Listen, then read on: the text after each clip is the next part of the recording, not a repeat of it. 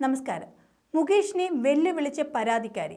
താൻ ബ്ലാക്ക്മെയിൽ ചെയ്തെങ്കിൽ തെളിവ് പുറത്തുവിടാൻ പരാതിക്കാരി വെല്ലുവിളിച്ചു.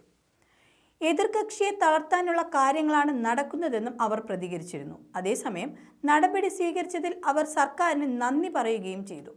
വളരെ അഭിമാനവും സർക്കാരിനോട് നന്ദിയുണ്ടെന്ന് മുകേഷിനെതിരെ പരാതി നൽകിയ നടി പറഞ്ഞിരുന്നു. ഇതുപോലെ ദുരന്തം അനുഭവിച്ച ഒരുപാട് പേരുണ്ട്. അവർക്ക് നീതി കിട്ടുമെന്ന ധൈര്യമാണ് സർക്കാരിന് നൽകാൻ കഴിഞ്ഞതെന്നും പരാതിക്കാരി വ്യക്തമാക്കി. സിനിമാ മേഖലയെക്കുറിച്ച് അവബോധം സർക്കാരിനോ സാധാരണക്കാർക്കോ ഇതുവരെ ഉണ്ടായിരുന്നില്ല. സെലിബ്രിറ്റികൾക്ക് അത്രമാത്രം പരിഗണനയാണ് അവർ നൽകിയിരുന്നത്. ഇപ്പോഴാണ് വളരെ മോശപ്പെട്ട അനുഭവമാണ് നടികൾക്കെതിരെ ഉണ്ടായതെന്ന് അറിയുന്നത്. അതിൻ്റെ ഭാഗമായാണ് പ്രത്യേക അന്വേഷണ സംഘം രൂപീകരിച്ചതെന്നും നടി പറഞ്ഞിരുന്നു. ഉപ്പു തിന്നവർ വെള്ളം കുടിക്കട്ടെ എന്ന് മുകേഷ് MLA സ്ഥാനത്ത് ഇരിക്കാൻ അർഹനല്ലെന്നും മനസ്സ് വിങ്ങിയാണ് ജീവിച്ചതെന്നും അവർ പറഞ്ഞിരുന്നു. നടപടി വേഗത്തിലായതിൽ ആശ്വാസമുണ്ട്.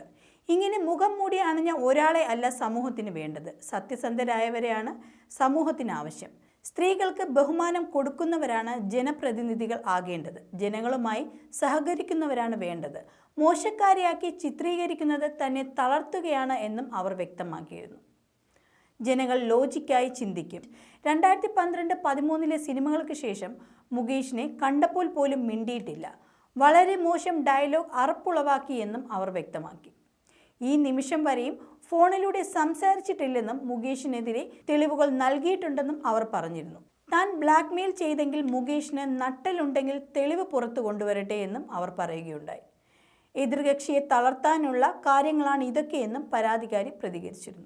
അതേസമയം നടിയുടെ പരാതിയിൽ കേസെടുത്തതിന് പിന്നാലെ നടനും MLAയുമായ മുകേഷിൻ്റെ തിരുവനന്തപുരത്തെ വീടിനു പോലീസ് കാവലേർപ്പെടുത്തി. മെഡിക്കൽ കോളേജ് പോലീസിൻ്റെ നേതൃത്വത്തിലാണ് സുരക്ഷ ഒരുക്കിയിരിക്കുന്നത്.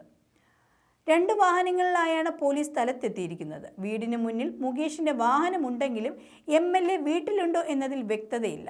പ്രതികരണത്തിനായി മാധ്യമങ്ങൾ എത്തിയെങ്കിലും മുകേഷിൻ്റെതായി പ്രതികരണങ്ങളൊന്നും ഇതുവരെ ലഭിച്ചിട്ടുമില്ല. നിലവിൽ MLA കൊല്ലത്തില്ല, തിരുവനന്തപുരത്തുണ്ടെന്നാണ് വിവരം.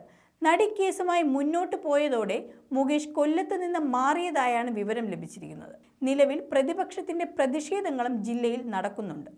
മുകേഷിൻ്റെ പത്തനാപുരത്തെ വീട്ടിലേക്കും MLA ഓഫീസിലേക്കും മാർച്ചുകൾ നടക്കുന്നുണ്ട്. കൊച്ചിയിലെ നടി നൽകിയ ലൈംഗിക പീഡന പരാതിയിലാണ് മുകേഷ് MLAക്കെതിരെ പോലീസ് കേസെടുത്തത്. ജാമ്യമില്ലാ വകുപ്പുകൾ പ്രകാരം കൊച്ചി മരട് പോലീസാണ് കേസ് രജിസ്റ്റർ ചെയ്തത്. അമ്മയിൽ അംഗത്വവും സിനിമയിൽ ചാൻസും വാഗ്ദാനം ചെയ്ത് നടിയെ പീഡിപ്പിച്ചെന്നാണ് പരാതി. നടിയുടെ പരാതിയുടെ അടിസ്ഥാനത്തിൽ മുകേഷ് MLA സ്ഥാനം രാജിവെക്കണമെന്നും ആവശ്യം ഉയരുന്നതിനിടെയാണ് കേസെടുത്തത്.